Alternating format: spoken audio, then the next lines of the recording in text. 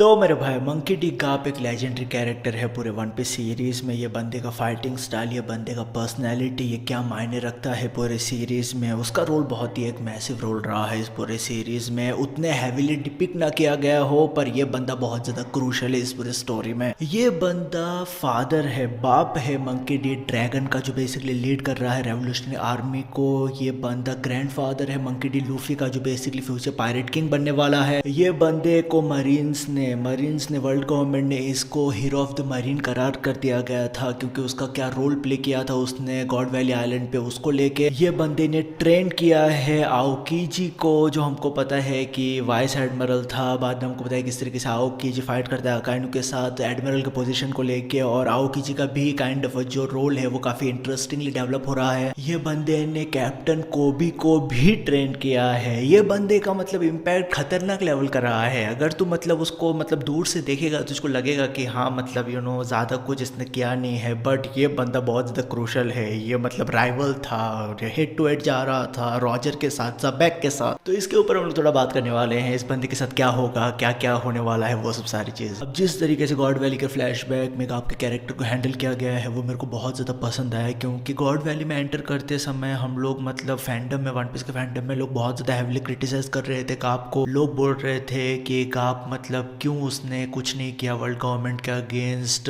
मतलब हमको पता है कि किस तरीके से हंटिंग कंपटीशन चल रहा था गॉड वैली आइलैंड के ऊपर, तो लोग मतलब हैवीली क्रिटिसाइज कर रहे थे गाप को कि गाप ने क्यों ऐसा नहीं किया, वैसा नहीं किया। पर जब हमको ये फ्लैशबैक मिला, जिस तरीके से गाप के कैरेक्टर को पर्टिकुलरली हैंडल किया है इचिरो ओडा ने, वो हमको दिखाता है कि कुछ ना कुछ तो प्लान कर रहा है इचिरो ओडा गाप के कैरेक्टर को लेके। क्योंकि यहाँ पर हमको गाप इनिशियली हमको रॉजर के साथ फाइट करते हुए दिखाई दे रहा था। रॉजर के ऊपर वो एक अच्छा खासा पंच भी लैंड करता है। और जब गॉड वैली आइलैंड का जो पूरा सिनारियो था वो स्टार्ट होता है, जहाँ पर हंटिंग कंपटीशन चल रहा था, गाप का इन्वॉल्वमेंट होता है। गाप को पता चलता है कि रॉजर आने वाला है, तो वो भी अपने आप को इन्वॉल्व करके लेता है। तो वहाँ पर हम देख रहे थे कि जब हमारा भाई गाप देखता है कि सेलेस्टियल ड्रैगन्स क्या कर रहे हैं यहाँ पर, वो बहुत ज़्यादा हैवीली डिस्गस्टेड था ये सब सारी चीज़ों को लेके, ठीक है। और बाद में हम इवेंचुअली देखते हैं कि किस तरीके से सिचुएशन एस्केलेट होता है, किस तरीके से गाप और रॉजर दोनों लोग मिलकर फाइट करते हैं ज़बैक के साथ, जिसको ईमू ने डीमन में बदल दिया था डॉमर रिवर्सल के जरिए से। और वो भी फाइट बहुत ज़्यादा एपिक था भाई। तो ये पूरे फ्लैशबैक में अगर तू ध्यान से देखेगा, हाँ हमको मतलब ये जो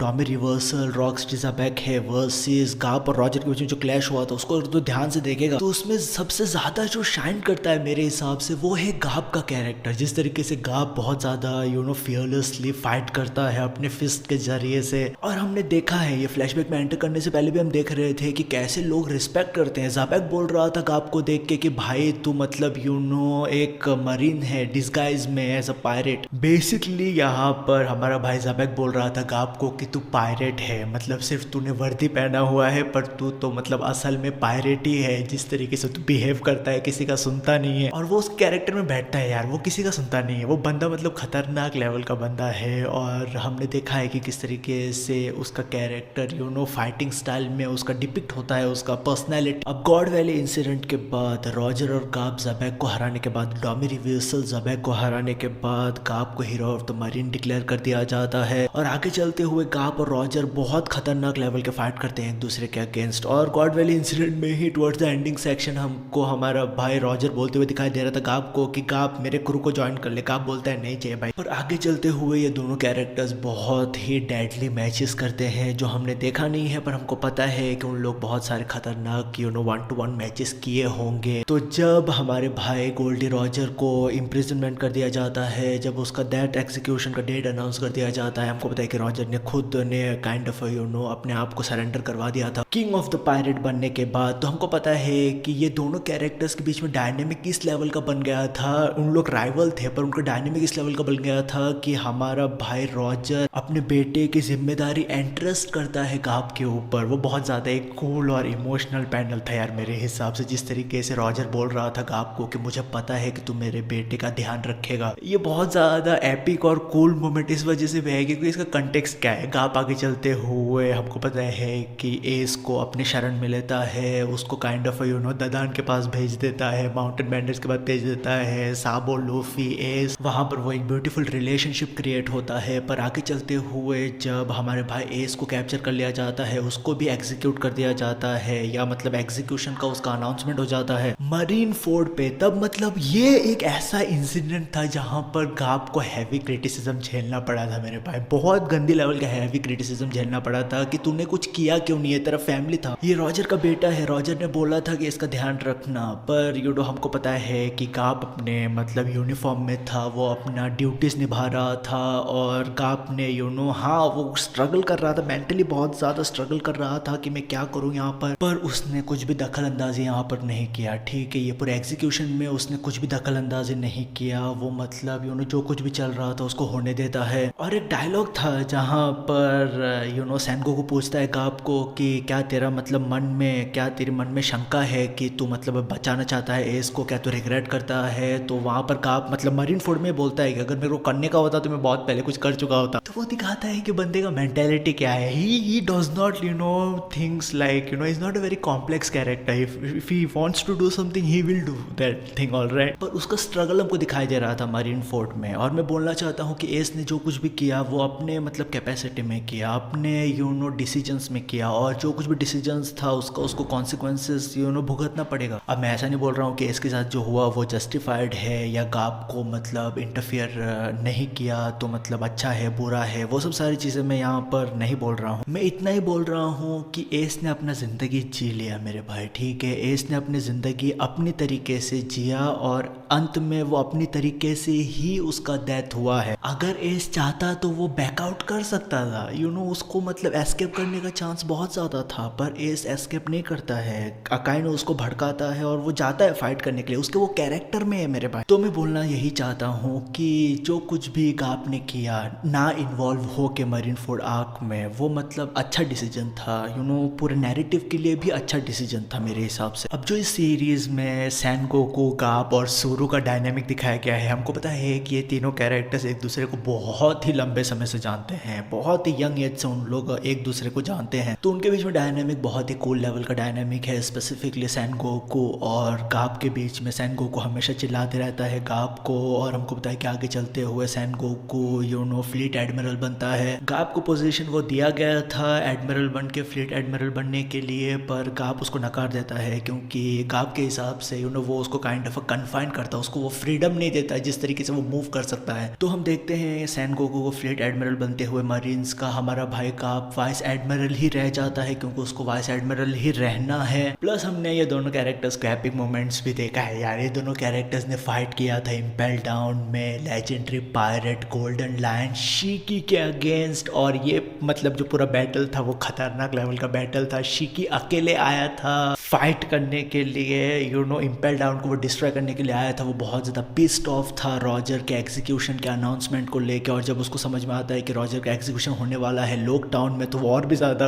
भड़क जाता है वहाँ पर कि क्योंकि east blue kind of relatively एक पीसफुल वाटर्स माना जाता है। तो जब उसको पता चलता है शीकी को कि ये जो लेजेंडरी पायरेट है रॉजर, जिसको सब सारे लोग रिस्पेक्ट करते हैं, वो बेसिकली उसको एग्जीक्यूट किया जाएगा लॉकडाउन में, वो मतलब भड़क जाता है कंप्लीटली यहाँ पर। तो हम अल्टीमेटली देखते हैं सैनगोकू गाप वर्सेस शीकी के बीच में फाइट, जो बहुत ज़्यादा एक खतरनाक फाइट था। इवेंचुअली शीकी को कैप्चर कर लिया जाता है, पर ये हमको दिखाता है कि सैनगोकू और गाप के बीच में क्या डायनेमिक है। सैनगोकू जब रिटायरमेंट ले लेता है और हमारा भाई काइंड ऑफ फ्लीट एडमिरल बनता है, तब मतलब वो काइंड ऑफ जिस तरीके से गाप बिहेव करता था जब सैनगोकू फ्लीट एडमिरल था, उसी तरीके से हमारा भाई सैनगोकू बिहेव करता है जब हमारा अकाई फ्लीट एडमिरल बन जाता है। तो वो उसको मतलब चिढ़ा रहा है कि देखा तेरे को मतलब अभी समझ में आ रहा है मैं क्या झेल रहा था। फुलालिड आइलैंड पे जो इन्वॉल्वमेंट था मंकी डी गाप का, वो लेजेंडरी स्टफ था मेरे भाई। हमको पता है कि ब्लैक बियर्ड कैप्चर कर लेता है कैप्टन कोबी को और वो उसको फुलालिड आइलैंड पे लेके आता है, और हमारा भाई गाप कैप्टन कोबी को अपने स्टूडेंट को बचाने के लिए यहाँ पर आता है। ये आइलैंड पे आते ही जिस तरीके से ये बंदा इस आइलैंड पे आया, उसने काइंड ऑफ पहले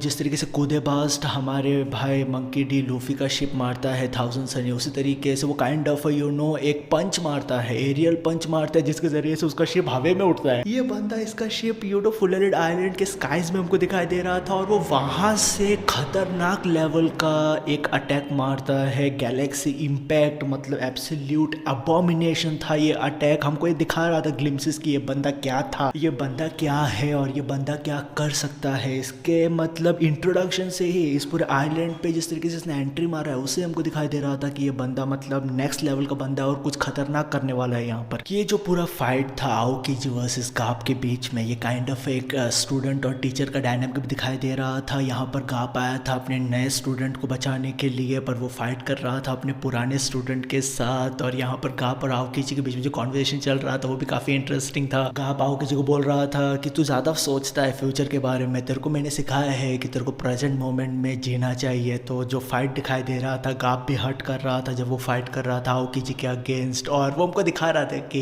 this is just not another fight, it is very emotional for both of the characters. तो इवेंचुअली जो चीज यहाँ पर गाप करने के लिए आया है वो करता है, वो कैप्टन कोबी को बचाता है, कैप्टन कोबी को एस्केप करवाता है यहाँ से। पर एक जो उसका पे ऑफ था वो ये था कि हमारे भाई गाप को कैप्चर कर लेते हैं ब्लैक बियर्ड पायरेट। तो अभी काइंड ऑफ हमारा भाई गाप कैप्टिविटी में है, ब्लैक बियर्ड ने कैप्चर किया है हमारे भाई मंकी डी गाप को। और ये मतलब दूसरा इंस्टेंस है जहाँ पर ब्लैक बियर्ड ने लूफी को काइंड ऑफ ठेस पहुंचा है। ब्लैक बियर्ड ने मतलब मंकी फैमिली के साथ सब कुछ किया है, ठीक है। पहले वो बाल्टिगो पे जो हमारा भाई रेवोल्यूशनरी आर्मी का पहला बेस था, you know monkey D dragon का पहला मिस्टीरियस बेस था, उसके ऊपर अटैक करता है वो हमारा भाई ब्लैक बियर्ड। बाद में हमको पता है कि एस को मतलब कैप्चर करने के ब्लैक बियर्ड का ही हाथ था, ब्लैक बियर्ड ने ही एस को कैप्चर करके वर्ल्ड गवर्नमेंट को थमाया था पोजीशन के लिए। हमको पता है कि ब्लैक बियर्ड बहुत ज्यादा कैलकुलेटिव है। और अभी हम देख रहे हैं कि ब्लैक बियर्ड ने फिर से मंकी डी गाप को कैप्चर किया है कुछ सौदा करने के लिए वर्ल्ड गवर्नमेंट के साथ। ब्लैक बियर्ड का प्लान है कि वो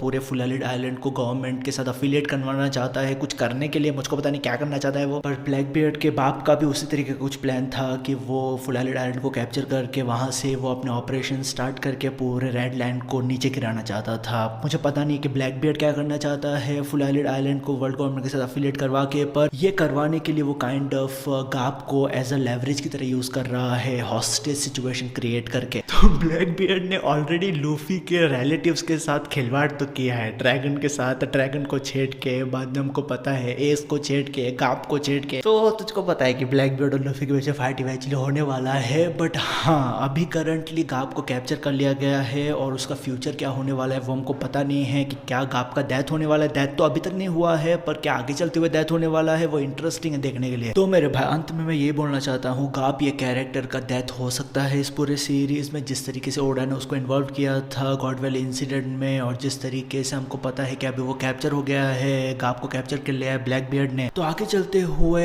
एल्बेफ के पोस्ट एल्बेफ सेगमेंट में हमको मतलब पता है कि इस तरीके से वानो कूनी का भी पोस्ट वानो कूनी सेगमेंट था, उसी तरीके से हर आर्क में पोस्ट सेगमेंट रहता है। मुझे लगता है कि एल्बेफ के पोस्ट एल्बेफ सेगमेंट में हमको गाप के सिचुएशन के बारे में पता चले, गाप के लिए कुछ इन्फॉर्मेशन पता चले। मेरे को नहीं लगता कि वहाँ पर वो ऑफ स्क्रीन डेथ होने वाला है, पर अगर डेथ होगा तो डेफिनेटली एपिक तरीके से ही होगा, क्योंकि ये ओजी कैरेक्टर है मेरे पास, ठीक है। मैं यहाँ पर गाप के बारे में बहुत सारी चीज़ें बात कर सकता हूँ, कैसे वो लूफी को मिला था, लूफी को कैसे उसने बताया कि उसका बाप कौन है, बाद में डॉन चाओ को किस तरीके से उसने काइंड ऑफ उसका पॉइंटेड हिट था अंडर डाल दिया, वो सब सारी चीज़ें। बट रिलेटिवली मैं बोलूँगा मैंने ये वीडियो बनाया क्योंकि मुझे जानना है कि गाप के कैरेक्टर के साथ क्या होता है इस पूरे सीरीज़ में। उसका kind of situation kind of अभी के लिए काइंड ऑफ इफ़ी है कि क्या होने वाला है उसके साथ, पर डेफिनेटली ओडा इसको डेफिनेटली बहुत ही अच्छी तरीके से हैंडल करने वाला है। तो मैं अंत में यही पूछूंगा आपसे कि तुमको कैसा लगता है गाप का कैरेक्टर, तुम क्या मतलब सोच रहे हो कि गाप का कैरेक्टर के साथ क्या होने वाला है, क्या उसका डेथ होने वाला है? क्या तुमको लगता है कि अगर ओडा को उसका डेथ करने का था तो बहुत पहले कर देता, तो इस वजह से उसका डेथ नहीं होने वाला है? उसके फ्यूचर के साथ तुम लोग क्या सोचते हो, उसको उसके कैरेक्टर को किस तरीके से यूज़ किया जाएगा इस पूरी सीरीज़ में? क्योंकि जिस तरीके से चीज़ें एस्केलेट हो रहा है डेफिनेटली कुछ ना कुछ तो हमको पता चलने वाला है बहुत जल्दी ही ये कैरेक्टर को लेके। तो जो कुछ भी तुम्हारा ओपिनियन है मुझे डेफिनेटली बताना कमेंट सेक्शन में कमेंट करके। तू हमेशा याद रखे तेरा भाई VR पे ख्याल रखो अपना, पीस मेरे भाई।